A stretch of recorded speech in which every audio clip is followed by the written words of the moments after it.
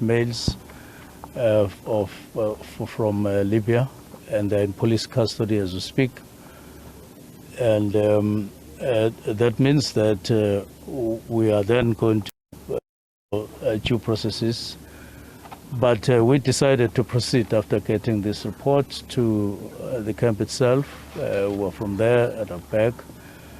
What we've seen here inside confirms what is contained in the reports that were presented to us. Now, these things point to a number of issues that we are focusing on following the arrest. One, it is that the process of visa applications, there were certain violations there which are being identified, and that will be finalized at some point.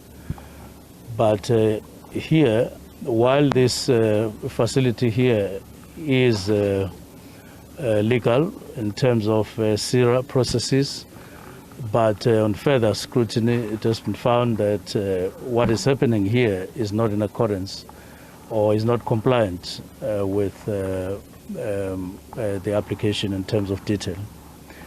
But the third aspect is that there are a few concerns that have been picked up in terms of the public around here. The issue is a chunk of what is contained in the report comes from the reports, investigation, and so on, but part of this comes from what we're picking up from outside as concerns of the people around here. So going forward,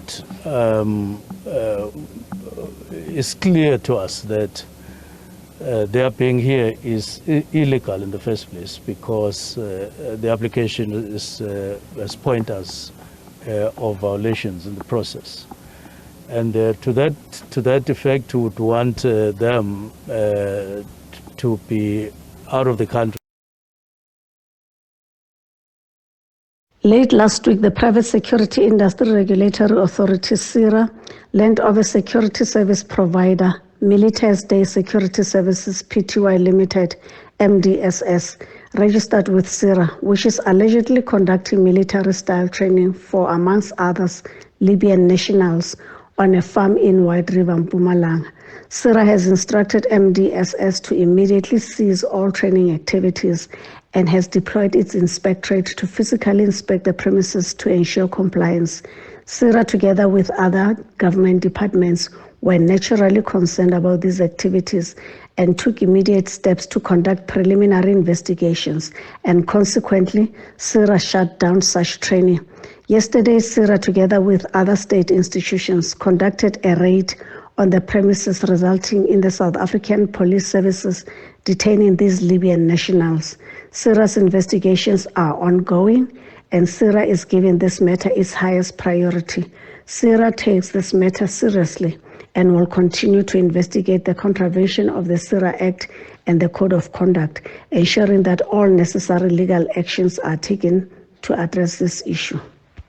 We do have specific legislation which deals with foreign military assistance. That came in, I can't recall exactly, about 15, 20 years ago, when South Africa was starting to send mercenaries into various parts of Africa. And legislation was brought in to tighten up on that. And you will hear different terms being used now, such as private military contractors, and there are other terms for what you could call additional security, even at military bases. I mean, in South Africa, we have private security at military bases and at police stations. So there's nothing unusual about people coming from overseas here to train as security officers. And that is carefully controlled. We have SIRA, the Private Security Industry Regulatory Authority, who have regulations in this regard. And the training is quite carefully controlled. It falls under the SACWA legislation. So there are various modules for training. And that will include live firearms training, of course, and it will include tactical training. Now, this is where you might have a difference, of course, because the tactical training for a police officer or a security officer is very different to that of a person who's involved in a military engagement.